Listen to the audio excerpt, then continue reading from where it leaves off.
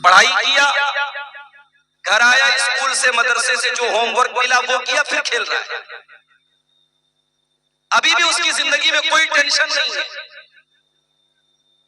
न बीवी का डर है, न बीवी का खर्चा उठाना है, न बच्चों की जिम्मेदारी है, न कमाने की टेंशन है। बच्चा आजाद है, ज्यादा से ज्यादा पढ़ाई की।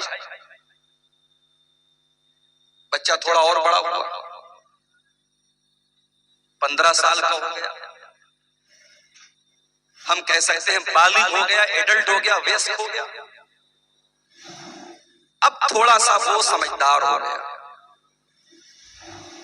अब उसे लगने लगा कि नहीं, मैं लड़का हूं तो मुझे जिंदगी में कुछ करना था। मेरे बाप मजदूरी कर रहे हैं, मेहनत कर रहे हैं, मुझे पढ़ा रहे हैं, मुझे भी कुछ उनका सपोर्ट करना है। बहुत सारे बच्चे 15-16 साल की उम्र में जिम्मेदारी भी उठाना है। लड़की बड़ी हुई, उसको दिमाग में ये बिठाया गया कि लड़की है, आज इस घर में, कल कहीं और जाना है तुझे, तेरे रिश्ते तलाश किए जा रहे, तेरी शादी हो जाएगी, तुम किसी की बीवी बनेगी, किसी की बहू बनेगी। कल तक वो लड़की गुड्डी गुड्डा से खेलती थी, अब उसके दिमाग में टेंशन आ गई, यार अब ये शादी करना पड़ेगा। रिश्ता देखने के लिए औरतें आई, चाय नाश्ता दिया गया, रिश्ता देख के वापस गई, बोली लड़की थोड़ी सांवली है, नहीं चाहिए। पैदा करने वाला तो अल्लाह है, किसी को गोरा बनाया, किसी को सांवला बनाया, किसी को काला बनाया। भाई हमारे बस में तो नहीं है। माँ जब बच्चे को जन्म देती है तो माँ के बस में तो नहीं कि काले बच्चे को गोरा बना दे, लंबे को नाटा बना दे, तो उसके बस में नहीं। लेकिन रिश्ते की औरतें आती हैं रिश्ता देखने, क्या कह के रिजेक्ट करती हैं, लड़की तो अच्छी है, थोड़ी सी नाक चिपटी, थोड़ा सा रंग दबा हुआ है।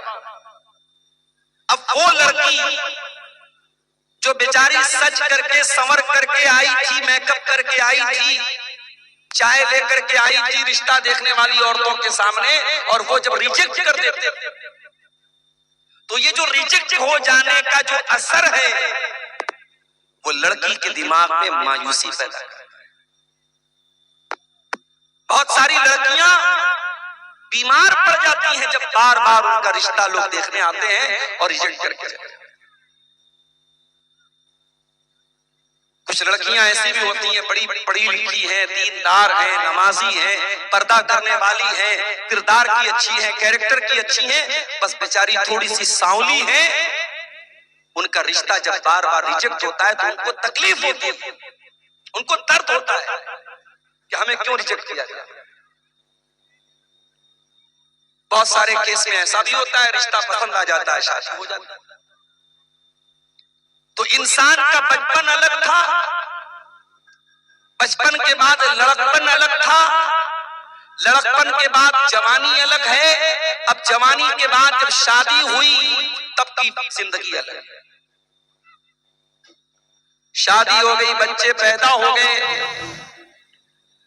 अब कल तक अकेला था, कोई जिम्मेदारी सर पे नहीं थी, शादी हो गई तो बीवी की जिम्मेदारी उसके ऊपर आ गई। मार्केट जा रहा है तो अब उसको बीवी के मेकअप का आइटम भी खरीदना है, कपड़ा लेने जा रहा है तो बीवी का सूट भी लेना है, बीवी का दुपट्टा भी लेना है, बीवी का जूता चप्पल भी उसको लेना है। खर्चे बढ़ गए, जिम्मेदारी बढ़ गई। फिर जब वो साहिब औलाद हो गया, अब जिंदगी थोड़ी सी और चेंज हो गई, बदल गई। अब उसे डायपर भी लेना है, उसे बेबी सोप भी लेना है, उसे बेबी क्रीम भी लेना है, उसे बेबी पाउडर भी लेना है, उसे बच्चे का पालना भी लेना है, बच्चे का झूला भी लेना है। अब जिंदगी में खर्चे बढ़ गए, जिम्मेदारी बढ़ गई। बच्चा बड़ा हुआ, अब बच्चे का स्कूल में एडमिशन कराने का सरदर्द शुरू हो गया। स्कूल का एडमिशन करा दिया तो किताबें भी दिलानी है, मंथली फीस भी भरना है, ट्यूशन की फीस भी भरना है। मेरे प्यारे साथियों, जिंदगी में जिम्मेदारी बढ़ती चली जा रही है। और आगे बढ़ो, अब बच्चे बड़े होने लगे, बेटी बड़ी होने लगी, बेटा बड़ा होने लगा, बेटे का कैरियर क्या बनेगा, बेटा जॉब करेगा या बिजनेस करेगा, बेटा बड़ा होकर के क्या करेगा, ये टेंशन भी उसको पैदा हो गई। बेटी बड़ी हो गई तो बेटी की शादी कहाँ करना है, किससे करना है, कैसा रिश्ता देखना है, अब ये टेंशन उसके अंदर आ गई। जिंदगी दिन ब दिन टेंशन पर टेंशन देती चली जा रही।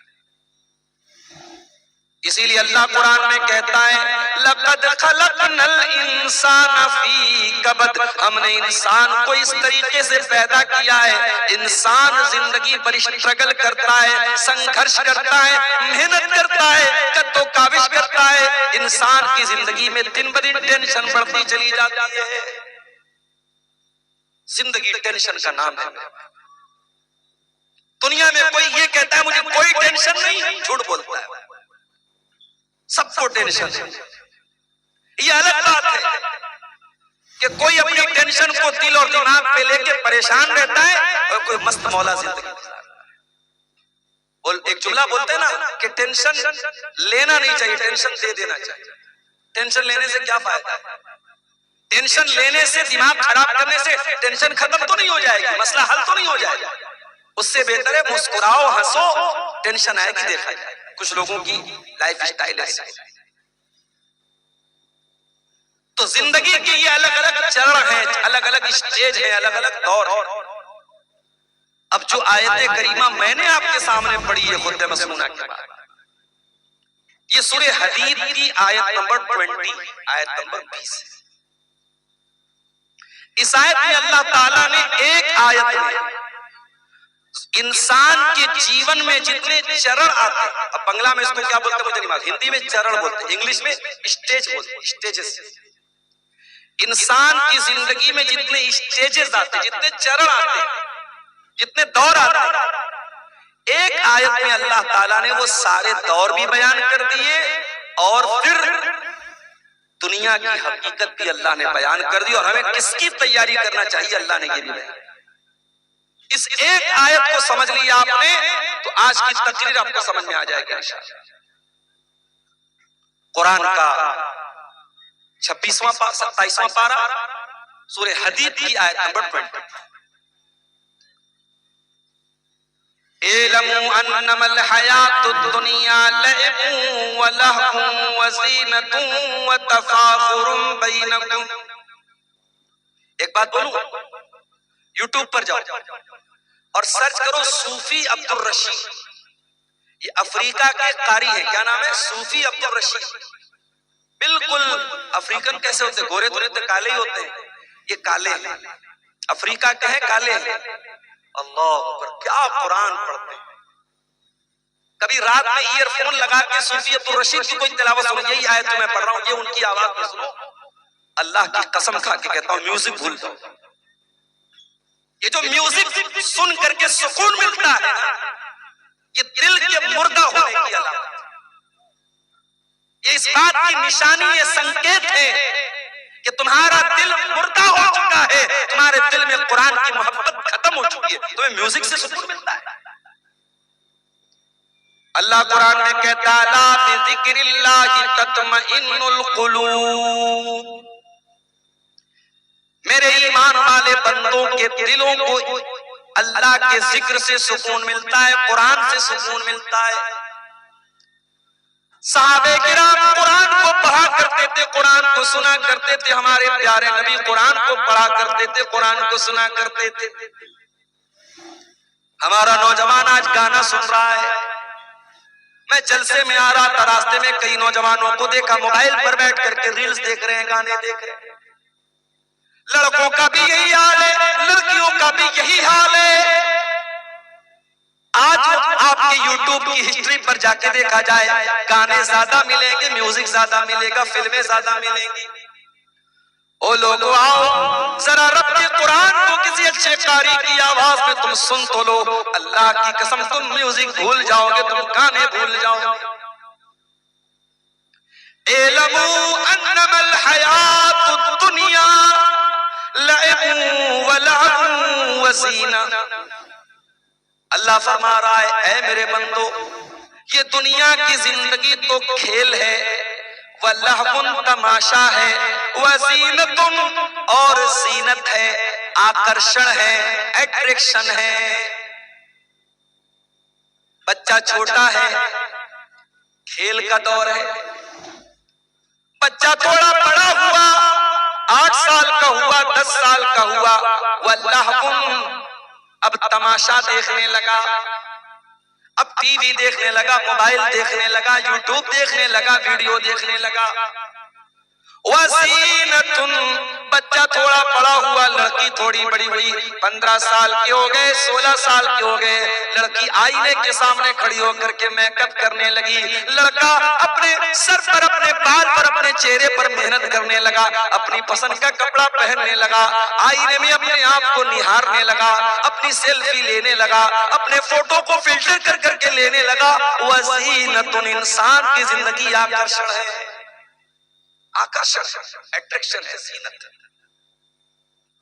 व तफाखुरुन बैनकुम, शादी हो गई, बिजनेस करने लगा। मेरे पड़ोसी ने 1 लाख की प्रॉपर्टी खरीदी, मैं 10 लाख की खरीद के दिखाऊंगा। मेरे दोस्त ने सरकारी नौकरी हासिल कर ली, मैं भी मेहनत करके सरकारी नौकरी हासिल करूंगा। 1 लाख रुपया उसकी सैलरी है, मैं 2 लाख रुपया महीना कमा करके दिखाऊंगा। व तफाखुरुन बैनकुम, मेरे बंदो फिर वो दौर तुम्हारी जिंदगी में आता है, तुम एक दूसरे के ऊपर फख्र करते हो, एक दूसरे के ऊपर गुरूर करते हो, घमंड करते हो, एक दूसरे से अपने आप को बड़ा समझते हो। उसके बाद आखिरी दौर आया, इंसान बूढ़ा हो गया, उसके पोते पोतियां हो गए, उसके नवासे नवासियां हो गए। अब बैठ करके फख्र करता है, इतने मेरे बेटे, इतने मेरे पोते, इतने मेरे नाती, इतनी मेरी नतनी, इतने मेरे नवासे, इतनी मेरी नवासी, इतनी मेरी जमीन, इतनी मेरी जायदाद। व तकासुरुन फिल अमवाली वल औलाद, इंसान की जिंदगी का ये आखिरी दौर है। खूब पैसा हो जाए, खूब औलाद हो जाए। औलाद की तलब भी तो इंसान को होती है ना। कुछ लोग कहते हैं साहब मुझे अल्लाह ने लड़की दी है, मुझे लड़के की जरूरत नहीं। हो सकता है कि आपको अल्लाह ने लड़की दी है, लड़का नहीं है, आप अपनी लड़कियों पर खुश हैं, ये हो सकता है। मगर ये कहना कि लड़के की जरूरत नहीं है, ये गलत है। लड़के की जरूरत तो नबियों को भी पड़ी, नबियों ने अल्लाह से बेटा मांगा। इब्राहिम अलैहिस्सलाम को देखो, बूढ़े हो गए, कोई बेटा उनका नहीं है, बाप ने घर से निकाल दिया है। अल्लाह की तौहीद की दावत दे रहे, सारी दुनिया उनकी दुश्मन बनी हुई है। इब्राहिम अलैहिस्सलाम अल्लाह से दुआ करते हैं, रब्बी हबली मिनस सालिहीन, परवरदिगार मुझे नेक बेटा अता फरमा। बेटा मांगा, हमारे नबी को भी अल्लाह ने बेटा दिया। ये अलग बात है जो बेटा पैदा हुआ, कासिम पैदा हुए, बचपन में इंतकाल कर गए, अब्दुल्ला पैदा हुए, बचपन में इंतकाल कर गए। तीसरा बच्चा पैदा हुआ हजरत मारिया के पेट से। अल्लाह के नबी ने बड़े शौक से अपने बच्चे का नाम इब्राहिम रखा, अपने बाप, अपने जद्द अमजद हजरत इब्राहिम अलैहिस्सलाम के नाम पर अपने बच्चे का नाम रखा। अकीका भी किया आपने, नाम भी रखा अपने बच्चे का। अरब के दस्तूर के मुताबिक आपने बच्चे को दूध पीने के लिए दाई के हवाले कर दिया, देहात भेज दिया। ये अलग बात है, अल्लाह ने मेरे नबी की तकदीर में ये भी लिखा था कि ऐ मेरे नबी, आपका कोई बेटा जवान नहीं हो पाएगा, जवान नहीं होना है। तीसरा बेटा पैदा हुआ इब्राहिम। जब ये बच्चा 1.5 साल का हुआ और देहात में एक आदमी के घर में रहता था, वही ये बच्चा दूध पीता था, वही रहता था। बच्चा बीमार हो गया, अल्लाह के नबी को बताया गया कि आपका बेटा बहुत बीमार है। आप सहाबे किराम को लेकर के पहुंचे, आपने बच्चे को गोद में लिया, आप अल्लाह के नबी हैं, आखिरी नबी हैं। आपसे मजबूत कलेजा किसका हो सकता है, आपसे मजबूत दिल किसका हो सकता है। मगर औलाद की मोहब्बत तो मेरे नबी के सीने में भी मौजूद थी। आपने देखा मेरा इकलौता बेटा आखिरी सांसें ले रहा है, दम तोड़ रहा है, अल्लाह के प्यारे नबी की आंखों से आंसू जारी हो जाते हैं, आपकी आंखों से आंसू गिरने लगते हैं। और सहाबे किराम अपने नबी को रोता हुआ देख करके कहते हैं, अल्लाह के नबी ये हम क्या देख रहे हैं, आप रो रहे हैं, आपकी आंखों से आंसू बह रहे हैं। आप फरमाते हाज़िही रहमतुन जअलहा अल्लाहु फी कुलूबि इबादिही। ऐ मेरे सहाबा, ये आंसू मुहम्मदुर रसूलुल्लाह के आंसू नहीं है, ये इब्राहिम के अब्बा के आंसू हैं, ये इब्राहिम के बाप के आंसू हैं, ये एक बाप के आंसू हैं जो मोहब्बत में अपने बेटे की जुदाई में निकल रहे हैं। ये एक बाप के दिल से निकले हुए दर्द के आंसू रो रहे हैं। आज तो पीरों और फकीरों को लोगों ने ये दर्जा दे दिया है। पीर साहब को इतना पावर है कि एक आदमी तकरीर में बयान कर रहा है, वीडियो मौजूद है फेसबुक के ऊपर, आप जाके देख सकते हैं कि शेख अब्दुल कादिर जिलानी का मुरीद था। कब्र में पहुंचा मरने के बाद, मुनकर नकीर आए सवाल पूछने के लिए। जैसे ही सवाल पूछा, शेख अब्दुल कादिर जिलानी के मुरीद ने कहा, तुम्हें मालूम नहीं मैं किसका मुरीद हूं? कहा किसके मुरीद हूं? कहा मैं गौसे आजम का मुरीद हूं, मैं शेख अब्दुल कादिर जिलानी का मुरीद हूं। इतना सुनना था, मुनकर नकीर भाग गए, भाई तेरे से कोई सवाल नहीं करना, तुझसे कुछ नहीं पूछना, तू इतनी बड़ी हस्ती का मुरीद है। ये किस्से गढ़ने वाले, ये कहानियां करने वाले, ये करामतें करने वाले, ये क्यों भूल जाते हैं कि अल्लाह के नबी से बड़ा कोई इंसान दुनिया में नहीं गुजरा, आपसे बड़े मर्तबे वाला कोई नहीं गुजरा। और आपका ये हाल है, आपका अपना बच्चा है, आपके हाथों में दम तोड़ रहा है और आप कुछ नहीं कर पा रहे। यहाँ तो कितने मुर्दों को जिंदा कर दिया शेख अब्दुल कादिर जिलानी। या मेरे नबी अपने बच्चे को मरता हुआ देख करके रो रहे हैं और कुछ नहीं कर पा रहे। बेटा मर जाता है, मुहम्मदुर रसूलुल्लाह की आंख से आंसू निकलते और आप क्या कहते हैं? ओ लोगो, ओ मेरी प्यारी माँ बहनों, जब तुम्हारे किसी बच्चे का अल्लाह न करे कभी अगर इंतकाल हो जाए, तुम्हारा कोई अजीज अगर मर जाए, कोई रिश्तेदार अगर मर जाए, कोई करीबी अगर मर जाए और तुम्हें रोने का दिल चाहे, तुम्हारी आंखों से आंसू निकले, तुम्हें अपनी जबान से कोई लफ्ज निकालने का दिल चाहे, तो जरा अपने नबी का ये नमूना भी देख लेना। क्या फरमाया? इन्नल आइना तदमा वल कल्ब यहज़ुन वला नक़ूलु इल्ला मा यरज़ा रब्बुना। ऐ मेरे बच्चे इब्राहिम, तेरे जाने से तेरे बाप का दिल गमगीन है, तेरे बाप की आंखों से आंसू बह रहे, तेरा बाप रो रहा है। ऐ इब्राहिम, लेकिन तेरा बाप अपनी जबान से कोई ऐसी बात नहीं निकालेगा जिससे अल्लाह नाराज हो जाए। तो बेटे की ख्वाहिश तो सबको होती है, नबियों को। अल्लाह कह रहा है कि जिंदगी के ये अलग अलग दौर हैं। एक खेल का दौर था, एक तमाशे का दौर था, एक अट्रैक्शन का दौर था, एक खूब पैसा कमाने का दौर था, एक एक दूसरे पर फख्र करने का दौर था। और फिर एक आखिरी दौर आया कि ढेर सारे बच्चे हो गए, बड़ा खानदान हो गया, बड़ी प्रॉपर्टी बना ली, बड़ी जमीन बना ली।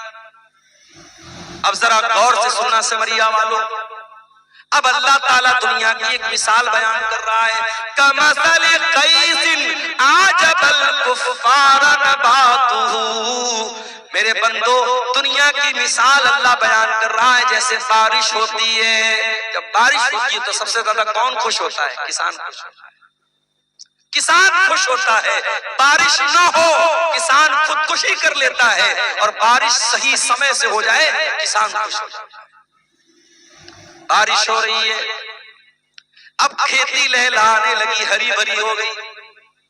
अल्लाह फरमाता है मेरे बंदों, में दुनिया की मिसाल दे रहा हूं। बारिश हुई, खेती हरी भरी हो गई, तुम यही जो तुमने धान का खेत लगाया, तुमने मकई का खेत लगाया, तुमने गेहूं का खेत लगाया। एक टाइम ऐसा आया, ये हरी भरी जो खेती थी ये पीली हो गई, पक गई, तैयार हो गई। गेहूं तैयार हो गया, धान तैयार हो गया, मकई तैयार हो गई। तुम यही जो कल तक जो पौधे हरे हरे थे आज पीले पीले हो गए, आज पक करके तैयार हो गए। सुम्मा यकूनु हुतामा। पीछे कौन लोग बात कर रहे हैं? एकदम उनको हटाओ यहां से।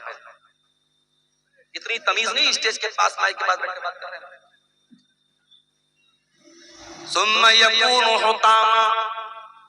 फिर ये खेती जब पक करके तैयार हो गई, उसको काट दिया गया। कोई खेती अपने खेत में कट करके उसको छोड़ा नहीं जाता, काट दिया जाता है जब तैयार हो जाता है। अभी मेरे पास जयनगरा कोई जगह है, जयनगर या जयनगरा इसी कटिहार में, वहां के लोग मेरे पास आए, नवंबर में टाइम मांग रहे। मैंने कहा भाई दिसंबर में ले लो। बोले नहीं मौलवी साहब, अभी मकई कटी है, अब दिसंबर में जब आप मांग रहे हैं, टाइम दे रहे हैं, तो उस टाइम फिर हमारी दोबारा खेती लग जाएगी, हम नहीं दे सकते।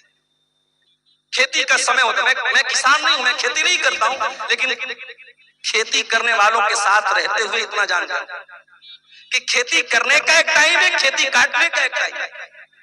खेती तैयार तो फिर उसको कोई रोकता नहीं, खेती को काट दिया जाता है। अल्लाह फरमाता है सुम्मा यकूनु हुतामा, फिर खेती को काट लिया जाता है।